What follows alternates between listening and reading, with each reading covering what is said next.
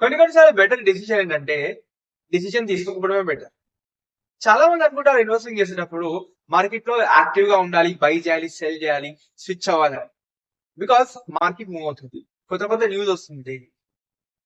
But అప్పుడు కనుక మీరు రియాక్ట్ అవుతే మీ డైరెక్షన్ లూజ్ అయిపోతారు. Because too many actions is equals to too many mistakes. చాలా మంది మార్కెట్ లో బై చేస్తారు, సెల్ చేస్తారు, టూ మచ్ గా యాక్టివ్ గా ఉంటారు.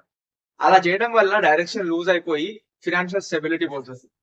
ఇదే ఒక స్మార్ట్ ఇన్వెస్టర్స్ ఎప్పుడైనా కానీ ఫస్ట్ ప్లాన్ చేస్తారు, ఇన్వెస్ట్ చేస్తారు, వెయిట్ చేస్తారు. బికాస్ వాళ్ళకి తెలుసు, బికాస్ దే అండర్స్టాండ్ కాంపౌండింగ్ కి టైం కావాలి.